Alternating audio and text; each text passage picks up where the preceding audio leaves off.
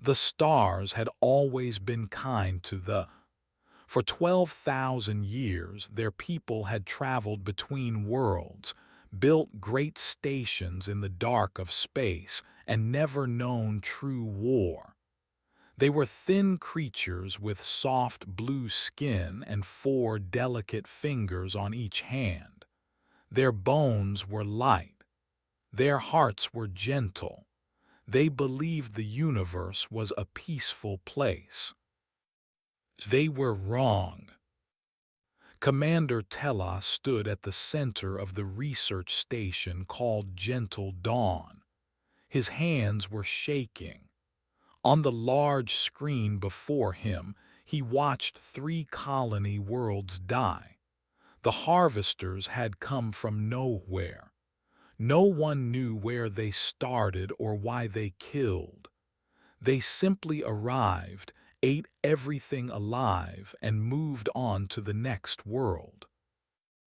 The harvester ships were ugly things. They did not glide through space like normal vessels. They moved in sharp, jerky motions like broken puppets pulled by invisible strings. Their hulls were dark and covered in strange growths. They did not communicate. They did not negotiate. They only consumed. "Commander," said his young second officer. Her voice was barely a whisper. "The 3rd colony has gone silent." Telos closed his eyes. 8 billion had lived on those 3 worlds. Now there was nothing left but dust and screaming signals that slowly faded into silence. "How many harvester ships?" he asked. "Our sensors count over 800 capital vessels. There may be more." 800. The entire defense fleet numbered less than 200 ships, and most of those were small patrol craft meant to chase pirates and escort cargo. They had never needed a real military. The galaxy had always been safe. "We cannot fight them," said. "We cannot run, our engines are not fast enough." She paused. "Commander, what do we do?" Telos did not answer right away. He walked to the window and looked out at the stars. Somewhere out there, the harvesters were coming. They would reach Gentle Dawn in 3 days. Then they would consume everyone aboard. Then they would move on to the. Unless someone stopped them. "There is one option," Telos said slowly. "One species that might be able to help." Went pale, her blue skin turned almost white. "You cannot mean the humans." "I do." "Commander, their planet is a nightmare. They evolved alongside monsters. They breathe poison air. Their gravity crushes our bones. They are dangerous beyond measure." "Yes," Telos agreed. "That is exactly why we need them." The humans were new to the galactic community. They had only achieved faster-than-light travel 50 years ago, but in that short time they had made a strong impression on every species they met, not because they were cruel or evil. In fact, they were surprisingly kind. They shared food with hungry colonies. They sent doctors to heal alien plagues. They built things for species who could not build for themselves. But everyone remembered what they were capable of. Earth was classified as a Category 12. It had earthquakes that swallowed cities, storms that covered entire continents, predators with teeth and claws and poison, diseases that killed billions. And through all of it, humans had survived. They had not just survived. They had conquered their world and then reached for the stars. When humans smiled, other species felt fear, not because the smile was threatening, but because they knew what kind of creature could smile after living through such horror. The humans helped us during the Mars famine, Telos said. They sent food when we had none. They asked for nothing in return. That was different. That was charity. This is war. Then perhaps they will see it as repaying a debt, or perhaps they will simply come because we asked. Telos turned to face his second officer. We are already dead. The harvesters will kill us. Our fleet cannot save us. No other species will risk themselves for us. The humans are our only hope. Was silent for a long moment. Then she nodded slowly. What do you need me to do? Prepare the emergency beacon. Set it to broadcast on all frequencies, including the human military channels. Telos walked to the main console. I will record the message myself.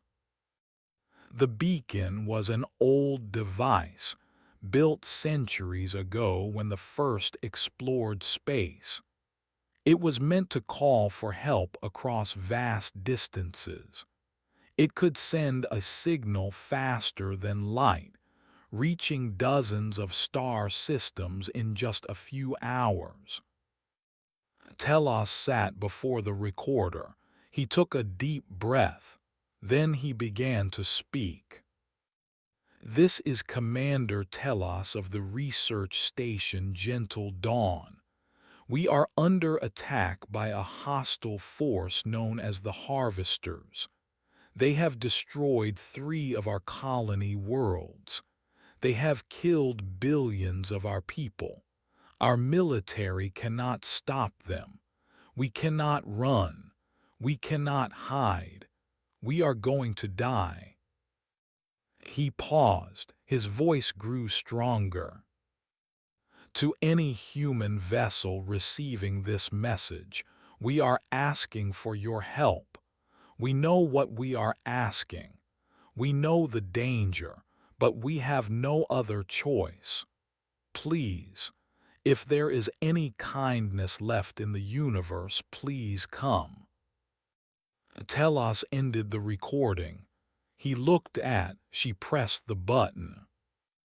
The signal burst outward into the darkness, traveling faster than light, spreading across the galaxy like ripples in a pond.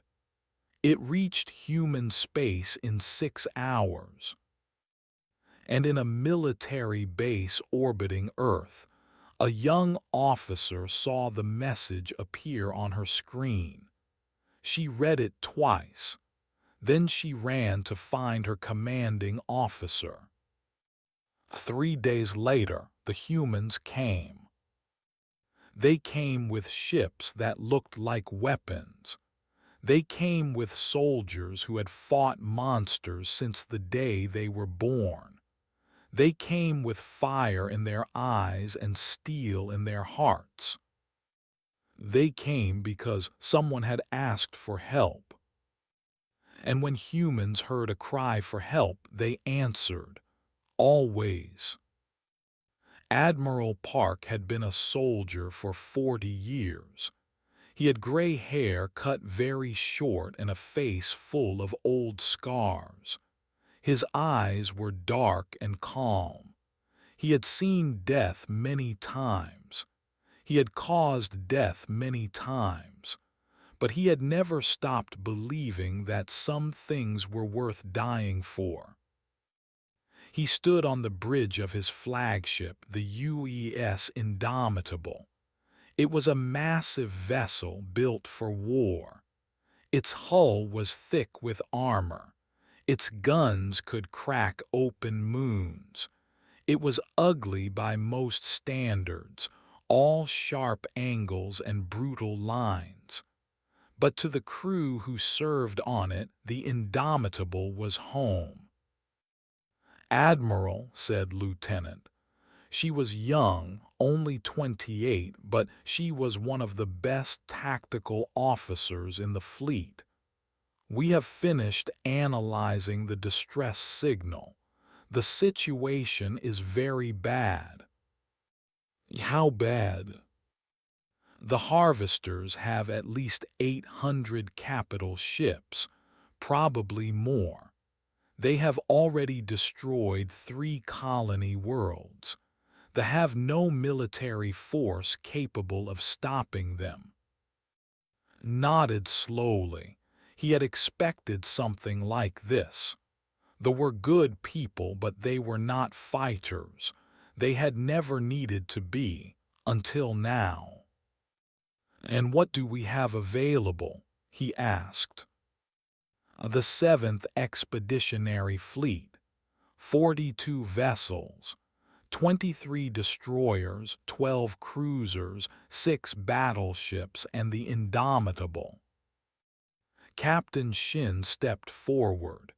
He was the commander of the Indomitable, a solid man with broad shoulders and steady hands.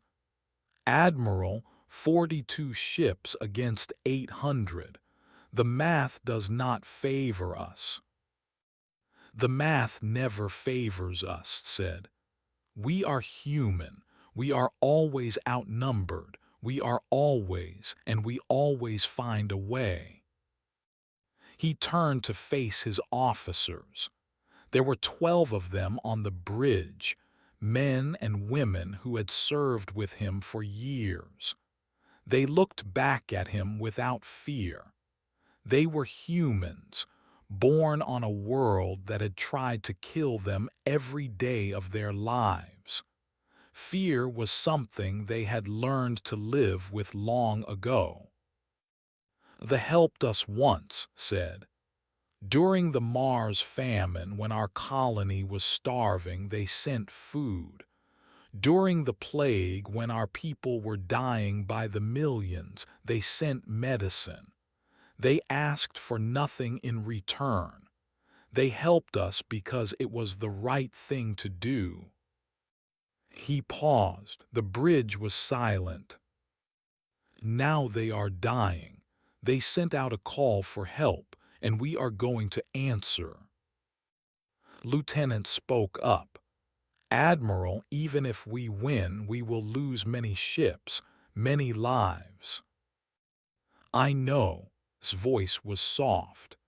"But some things matter more than survival. Honor matters. Loyalty matters. They are our friends. And humans do not abandon their friends." He straightened his uniform and turned to face the main. Stars burned in the darkness, cold and distant.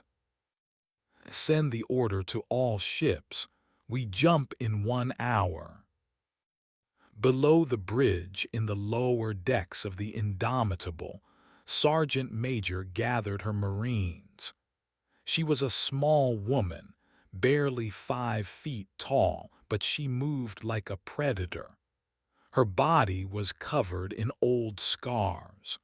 Her eyes were sharp and hard. The Marines called her the grandmother behind her back, even though she was only 41 years old.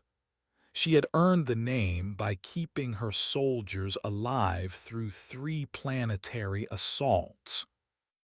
"Listen up," she said. Her voice was not loud, but everyone heard her. "We are going into a fight against an enemy we have never faced before. The harvesters do not surrender. They do not retreat.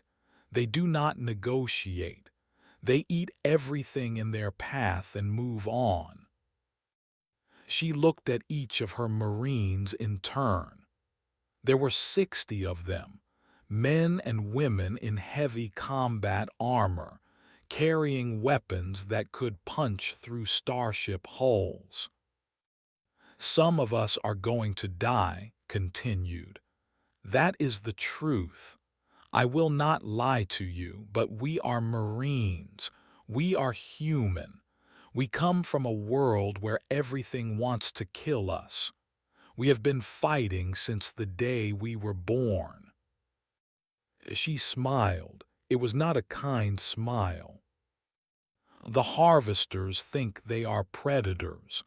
They think they are the scariest things in the galaxy. They have never met humans before. She cracked her knuckles.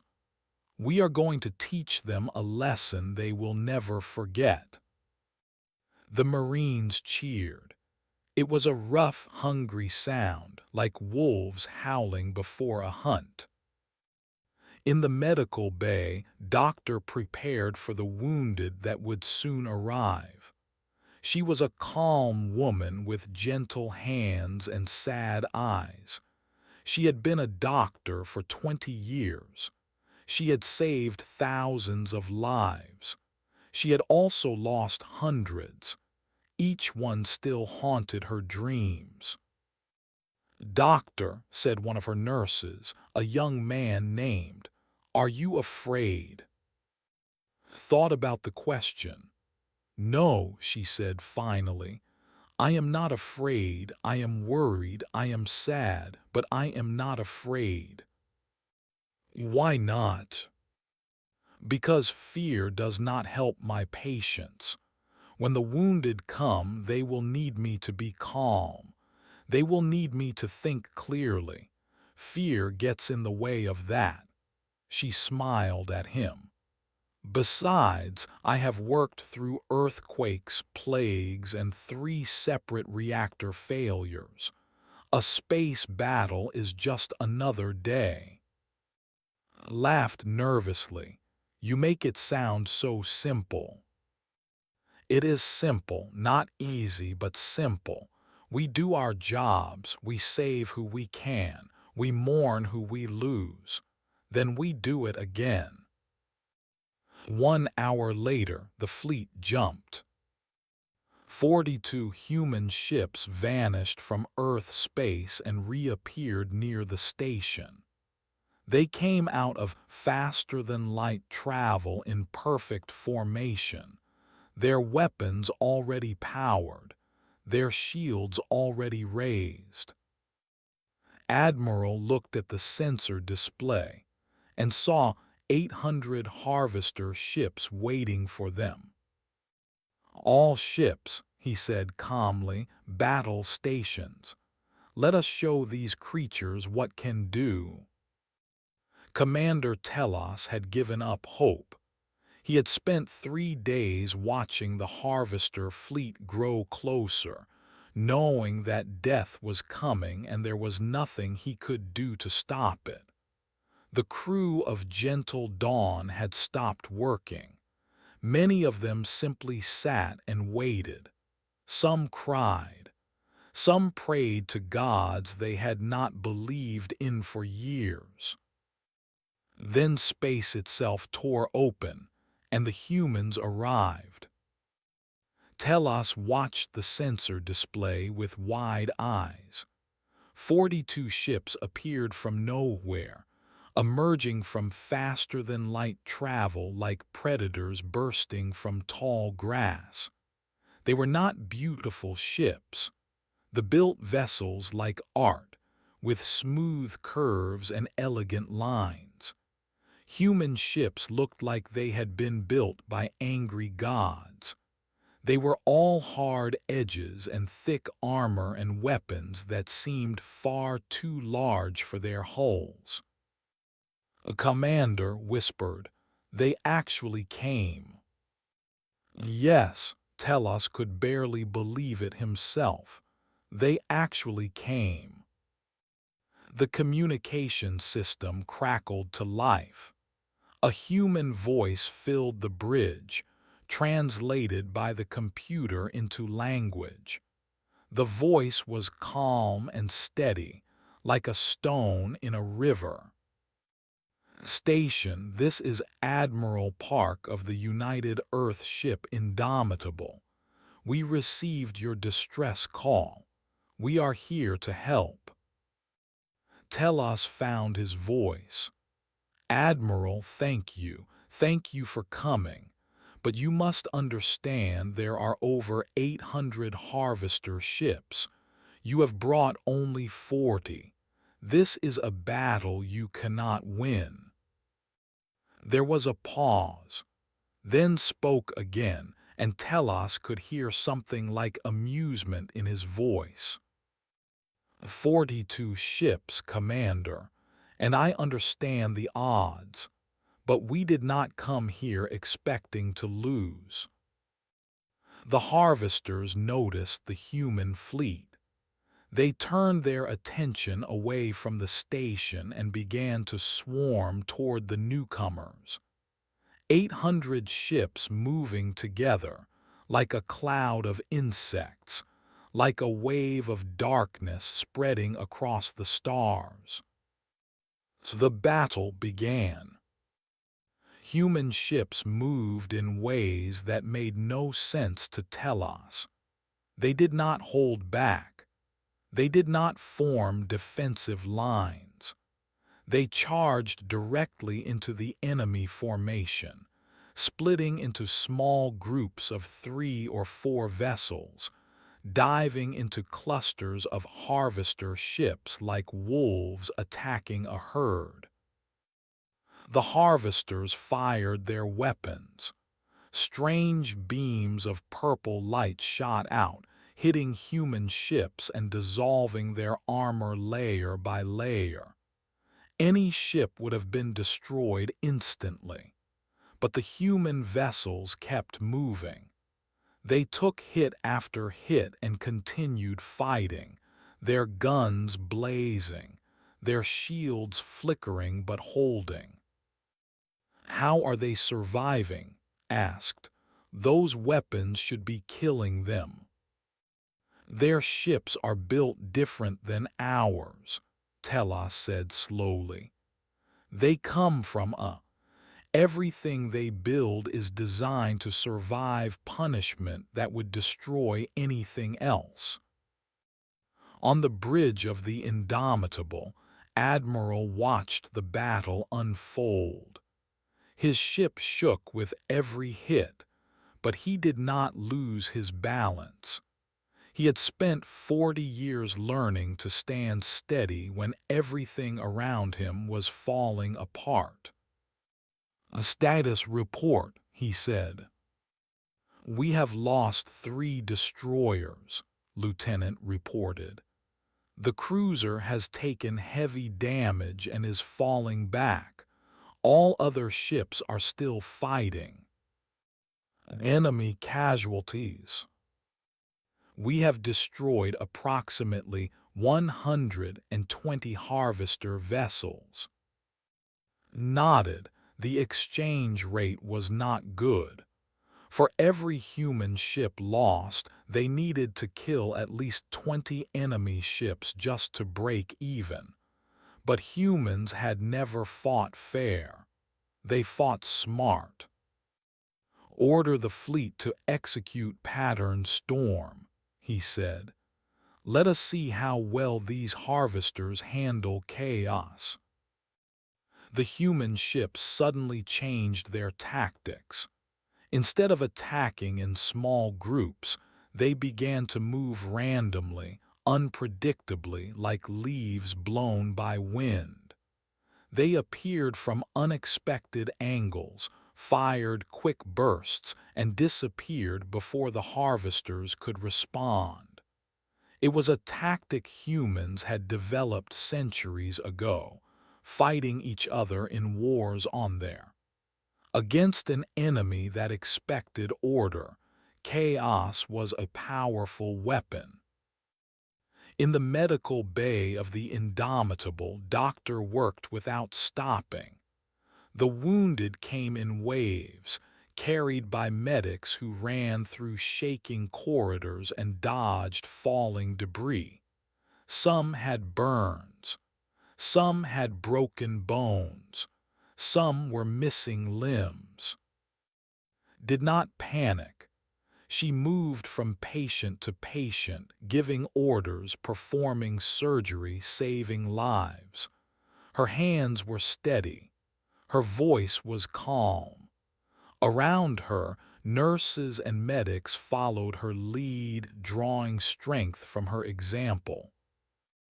A diplomat was brought in, injured when part of his transport ship broke apart.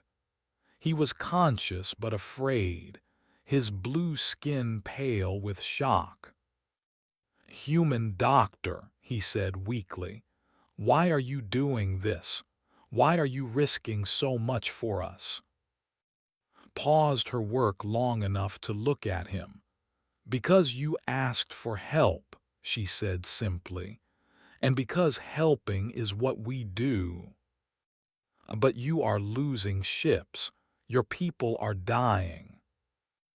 "Yes," returned to her work, stitching a wound closed with quick, precise movements. "And we will keep fighting anyway. That is what makes us human."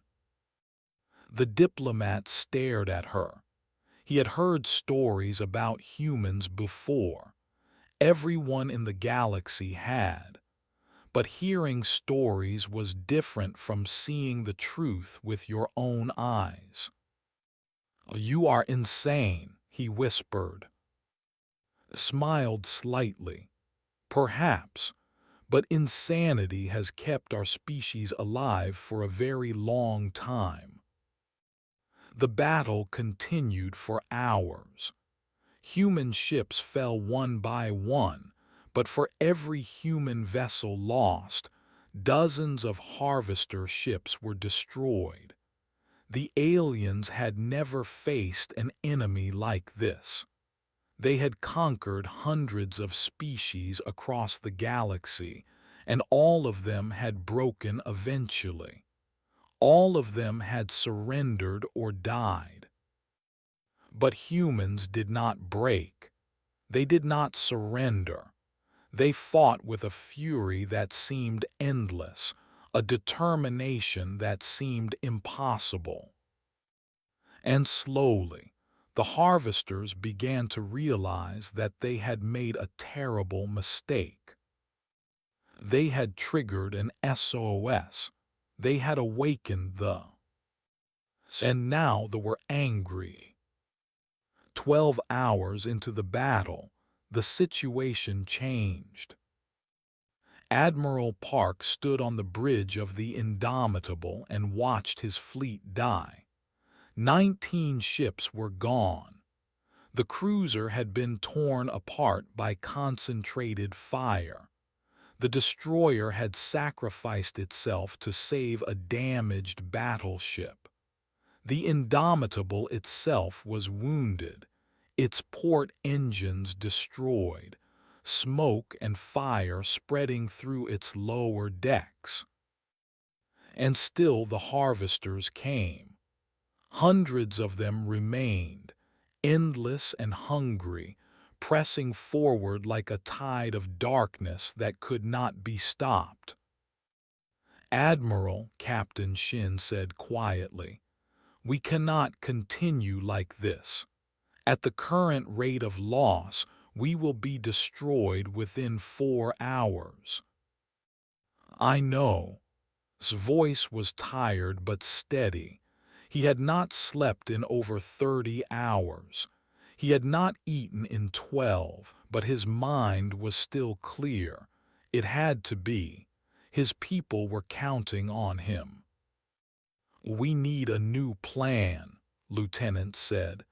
"Something the harvesters are not expecting." Turned away from he looked at his officers, these men and women who had followed him into impossible battles time and time again. They were exhausted. They were afraid. But they were still fighting. They were still human. There is one option, he said slowly. Something we have never used before. Something we hoped we would never have to use. The captain frowned. Yes, The UES was a small ship, barely larger than a destroyer. It had traveled with the fleet since they left Earth, but it had not fired a single shot during the battle. It had stayed back, protected by the other vessels, waiting. Because there was not a warship. It was a weapon, the most terrible weapon humanity had ever built. Admiral said carefully, the weapon has never been tested in actual combat. We do not know if it will work. I know. And if it does work, the other species will learn what we are capable of. They will fear us even more than they already do. I know that too, closed his eyes for a moment. But we are out of options. The will die, our fleet will die, and then the harvesters will move on to the next system and the next and the next. We have to end this. Now. He opened his eyes and straightened his shoulders. All ships, this is Admiral Park. Execute protocol. Repeat, execute protocol. On the station, Commander Telos watched in confusion as the human fleet suddenly changed formation. The surviving ships pulled back from the harvesters and formed a tight sphere around a single small vessel that Telos had barely noticed before. What are they doing? Asked. Are they retreating? No, Telos studied the formation carefully. They are protecting something. That small ship in the center, they are all protecting it. Why? What is so special about one small ship? Telos did not answer. He did not know. But deep in his heart he felt something he had not felt in days. He felt hope. Below decks on the Indomitable, Sergeant Major gathered what remained of her Marines. 23 soldiers out of the 60 she had started with. The others were dead or wounded, lost in brutal fighting against harvester boarding parties. Fall back to the escape pods, she ordered. We are evacuating to the...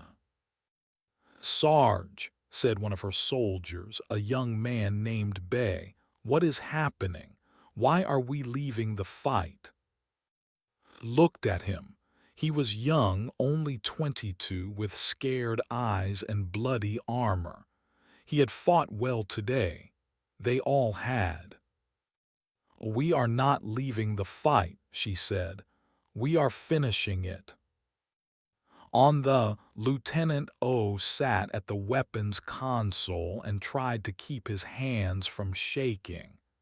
He was 26 years old, the youngest weapons officer in the fleet. He had trained for this moment for 3 years, but training was different from reality. Weapon charging, reported this captain, a serious woman named Moon. Estimated time to full power 4 minutes. The harvesters are breaking through the defensive formation, said. They are trying to reach us. Then we had better hurry. The weapon inside there was not a bomb or a laser or any conventional armament. It was something far stranger. For years, human scientists had studied the harvesters in secret, capturing specimens, analyzing their biology, learning how they communicated. They had discovered that all harvester ships were connected by a single frequency, a kind of mental link that allowed them to act as one. The weapon was designed to cut that link, to flood the harvester frequency with so much noise that the connection would collapse. Without the link, the harvesters would become nothing but empty shells, bodies without minds. It was a weapon that required patience to build, years of research, decades of planning. It was the kind of weapon only humans could create, because only humans had the stubbornness to spend so long preparing for a threat that might never come. A weapon at 70%, Captain Moon reported. Outside, the harvesters were getting closer. Human ships threw themselves into the enemy's path, buying time with their lives. The battleship was destroyed, its crew choosing to ram an enemy vessel rather than let it reach the 80%. Admiral watched from the Indomitable as more of his ships died. Each one was a knife in his heart. Each one was a sacrifice he would carry forever. 90%. The harvesters were almost there. Only 5 human ships remained between them and the weapon fully charged, Captain Moon announced, awaiting orders. Took a deep breath. He thought of Earth. He thought of his family. He thought of all the lives that depended on what happened next. Fire, he said. And Lieutenant O pressed the button. The weapon fired, and the universe went silent.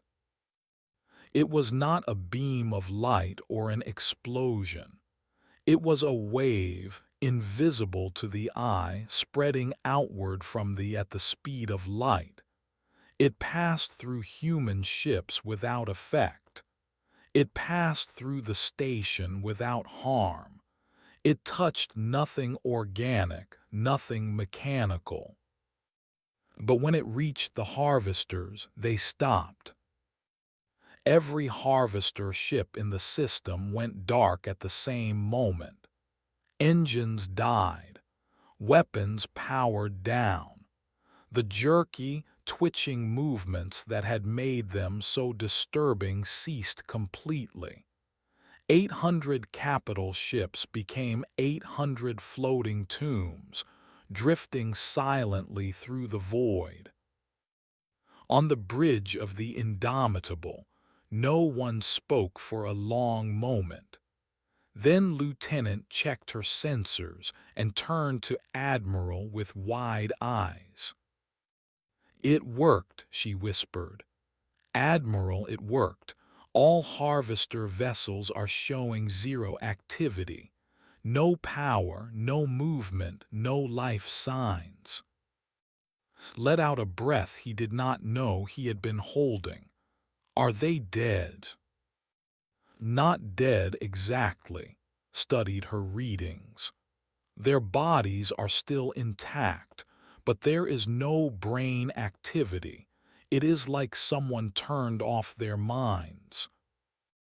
"That is exactly what we did," said quietly.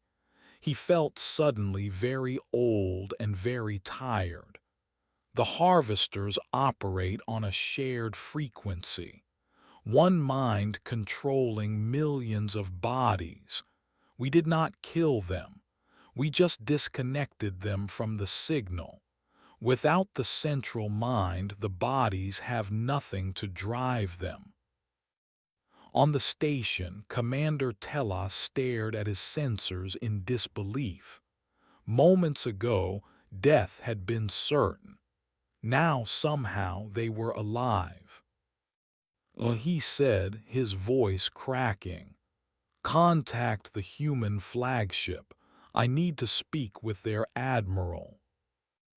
The connection was established a minute later. Admiral's face appeared on the screen. He looked exhausted, with dark circles under his eyes and fresh cuts on his face, but he was smiling slightly.